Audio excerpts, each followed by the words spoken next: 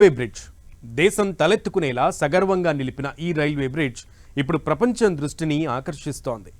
జమ్మూ కశ్మీర్కే కాదు దేశానికే తలమాణికంగా నిలుస్తోంది. 20 ఏళ్ల శ్రమ, కష్టాలు, సవాళ్లనే వారధిని దాటి ఇప్పుడు టీవీగా నిలబడింది. అందరికీ ఈ అందమైన అద్భుతమైన బ్రిడ్జ్ గురించే తెలుసు. కానీ ఒక్కసారి రివైండ్ చేస్తే ఈ సక్సెస్ స్టోరీ వెనుక సాహసమే శ్వాసగా సాగిన 2 దశాబ్దాల జర్నీ, ఓ తెలుగు మహిళా ఇంజనీర్ పడిన కఠోర శ్రమ కనబడుతుంది. ఇంతకీ చీనా బ్రిడ్జ్ వెనుక దాగిన కష్టం ఎంత? ఈ వండర్ఫుల్ వంతెన వెనుక ఉన్న ఆ స్ట్రగుల్ స్టోరీస్ ఏంటి చూద్దాం.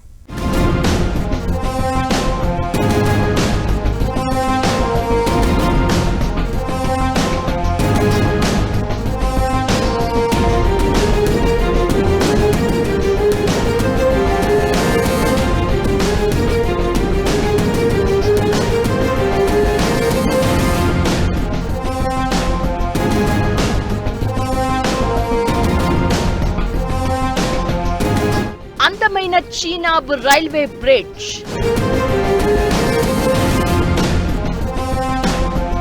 అద్భుతమైన నిర్మాణం వెనుక కఠోర శ్రమ,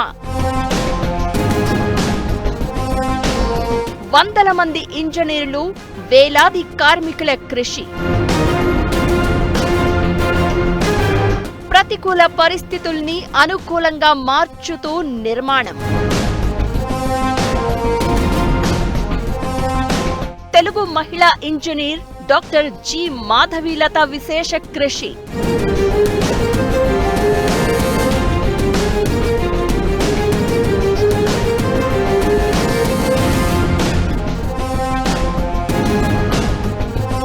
తాజ్ మహల్ నిర్మాణానికి రాళ్లెత్తిన కూలీలెవరు అంటూ శ్రీశ్రీ తన మహాప్రస్థానంలో ఓ లైన్ రాస్తారు. నిజమే, ప్రతి అందమైన అద్భుతమైన కళాఖండం నిర్మాణం వెనుక కఠోరమైన శ్రమ, కనిపించని కష్టం దాగుంటుంది.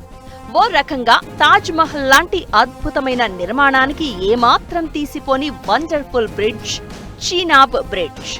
జమ్మూ కశ్మీర్లోని చీనాబ్ నదిపై నిర్మించిన ఈ వంతెన అసాధారణ ఇంజనీరింగ్ ప్రతిభకు, అంతకు మించిన కఠోరమైన కృషికి మచ్చుతునక. తాజ్ మహల్ ను కట్టేందుకు వేల మంది కూలీలు 22 ఏళ్లు కష్టపడ్డారు. చీనాబ్ నది నిర్మాణానికి ఈ టెక్నాలజీ యుగంలో కూడా 20 ఏళ్లు పట్టిందంటే దీని వెనక ఎంత టెక్నాలజీ, ఇంకెంత కష్టం దాగుందో అర్థం చేసుకోవాలి. 2004లో మొదలై 2025 జూన్ 6న ప్రధాని మోదీ చేతుల మీదుగా ప్రారంభించిన చీనాబ్ వంతెన నిర్మాణంలో ఎన్నో అసాధారణ సవాళ్లు, మరెన్నో ఏళ్ల అడ్డంకులు అధిగమించాల్సి వచ్చింది. అటూ ఇటూ ఎత్తైన కొండలు, మధ్యలో చీనాబ్ నది, ఈఫిల్ టవర్ అంత ఎత్తు, నిజం చెప్పాలంటే అంతకు 35 మీటర్ల పైనే ఎత్తులో 1315 మీటర్ల పొడవుతో నిర్మించిన స్టీల్ ఆర్చ్ అద్భుతం చీనాబ్ బ్రిడ్జ్.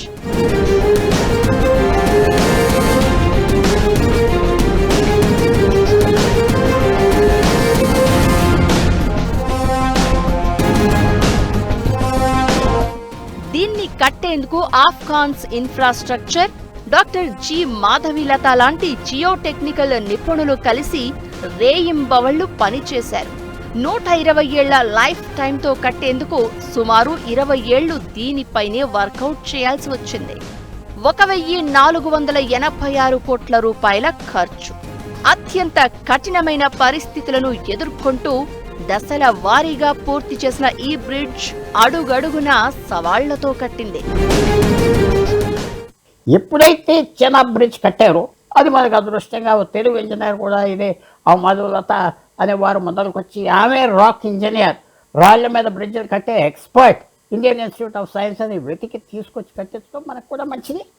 హిమాలయ గార్జ్లో చీలికలతో కూడిన రాళ్లు, దృఢంగా లేని కొన్ని రాతి పొరలు, కొండవాలు ప్రాంతాలు ఇలా చీనాబ్ బ్రిడ్జిని అసలు నిర్మించగలమా అనేలా చేశాయి. కానీ అక్కడి వాతావరణ, భూగర్భ పరిస్థితులకు అనుగుణంగా డిజైన్లలో మార్పులు, సరికొత్త సాంకేతికత, పరికరాలు, మెటీరియల్ వాడకంతో ఈ బ్రిడ్జిని స్ట్రాంగ్ గా నిర్మించారు. గంటకు 280 కిలోమీటర్ల వేగంతో గాలులు వీచినా ఇది చెక్కు చెదరదు. ప్రారంభంలో నదిపై బోటులు కాలినడకన ఈ కొండ ప్రాంతాల్ని ఎక్కాల్సి వచ్చేది.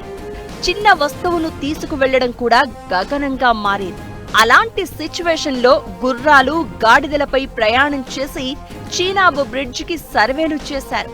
26 కిలోమీటర్ల యాక్సెస్ రోడ్లను నిర్మించే వరకు ఈ లాజిస్టిక్స్ సవాళ్లు అడుగడుగునా ఎదురవుతూనే వచ్చాయి.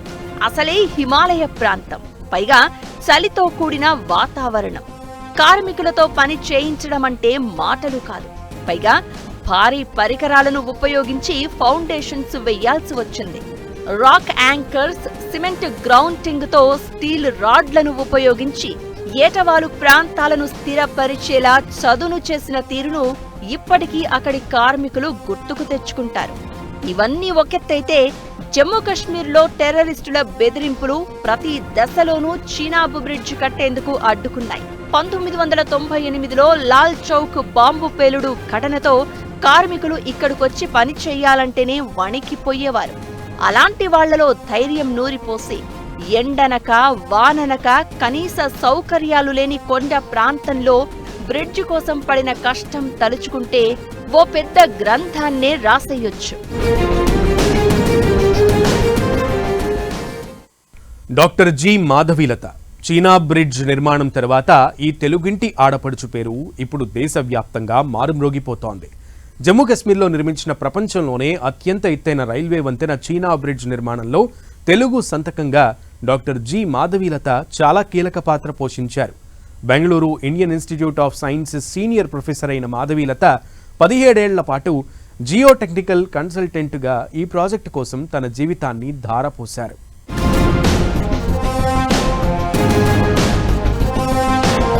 చీనాబ్ నదిపై రైల్వే బ్రిడ్జా? ఇంపాసిబుల్. అది భూకంపాలు, ప్రకృతి విపత్తులు జరిగే ప్రాంతం. అక్కడ బ్రిడ్జ్ నిర్మాణం అసాధ్యమని చాలా మంది అన్నారు. భూమి అస్థిరంగా ఉంటుంది.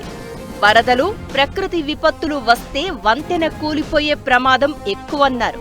కానీ IISc senior geotechnical engineer doctor Madhavilatha బృందం దాన్ని ఖాతరు చేయలేదు. డిజైన్లను మార్చి ప్రతికూల వాతావరణ పరిస్థితుల్ని తట్టుకునేలా చేస్తే 100 ఏళ్ల వరకు వంతెనకు ఢోకా ఉండదన్నారు. తన ఇంజనీరింగ్ అనుభవాన్ని ఈ బ్రిడ్జ్ కోసమే ధారపోశారు. 1992లో జేఎన్టీయూ నుంచి సివిల్ ఇంజనీరింగ్ లో డిస్టింక్షన్ తో బీటెక్ పూర్తి చేసిన Madhavilatha Warangal National Institute of Technology నుంచి జియో టెక్నికల్ ఇంజనీరింగ్ లో ఎంటెక్ గోల్డ్ మెడలిస్ట్. 2000లో ఐఐటి మద్రాస్ నుంచి జియో టెక్నికల్ ఇంజనీరింగ్ లో డాక్టరేట్ పొందిన ఆమె ప్రతిష్టాత్మక చీనాబ్ వంతెన కోసం ప్రాణం పెట్టి పనిచేశారు. బ్రిడ్జ్ ఉన్నది చాలా మారుమూల ప్రాంతం. దీంతో అక్కడికి వెళ్లడమే కష్టంగా ఉండేది.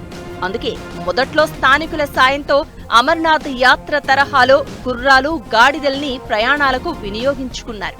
మొదట్లో వాహనాలు వెళ్లడానికి కూడా వీల్లేని ప్రాంతాన్ని ముందుగా లాజిస్టిక్స్ కోసం చిన్న చిన్న రోడ్లను నిర్మించారు. ఓ ట్రెక్కింగ్లా ప్రతికూల పరిస్థితుల్ని అనుకూలంగా మార్చుకున్నారు. ప్రాథమిక సర్వేలో భూగర్భ పరిస్థితులు అస్సలు అనుకూలంగా లేవని భావించారు. కానీ పట్టు వదలకుండా టీం డిజైన్లను మార్చారు. 2 కొండలపై ఎక్కువ బరువు పడకుండా డిజైన్ యాజ్ యు గో అనే వినూత్న విధానాన్ని అనుసరించారు. మామూలుగా అయితే ఒక ప్లాన్ డిజైన్ చేసుకుని దాని ప్రకారం వెళ్లడం ఇంజనీరింగ్ లో ఫాలో అయ్యే పద్ధతి.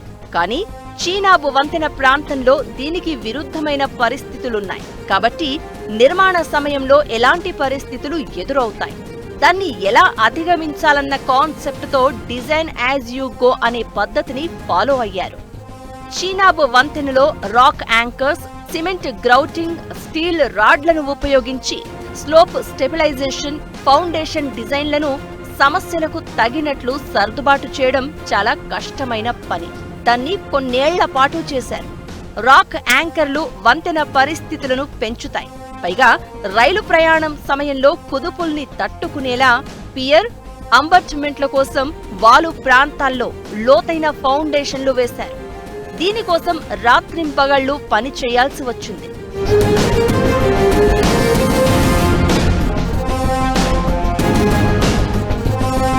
మంచు, చలి, వర్షాలు, వరదల కారణంగా కొన్నిసార్లు నెలల తరబడి పనుల్ని నిలిపివేయాల్సి వచ్చింది. చీనాబ్ నదికి ఇరువైపులా తరచూ కొండరాళ్లు విరిగి పడుతూ ఉంటాయి. ఇది భూకంప ప్రాంతం. రాళ్లలో గట్టితనం ఉండదు. వీటిని తట్టుకోవాలంటే పై భాగమంతా కాంక్రీట్ కంటే మెటల్ వాడకం ఎక్కువగా ఉండాలని నిర్ణయించారు. బరువు కొండ ప్రాంతంతో పాటు భూభాగం పైన ఎక్కువగా ఉండేలా ఆర్క్ టైప్ డిజైన్ ను ఎంచుకున్నారు. ఇది డ్యామేజ్ రేటును తక్కువ చేస్తుంది. వంతెన ఉన్న ప్రాంతంలోనే కాకుండా అటూ ఇటూ కొండలకు కిలోమీటరు దూరం వరకు కాంక్రీట్, స్టీల్ ను వాడి బలమైన పిల్లర్లు, పియర్, అంబార్ట్మెంట్లను వేశారు.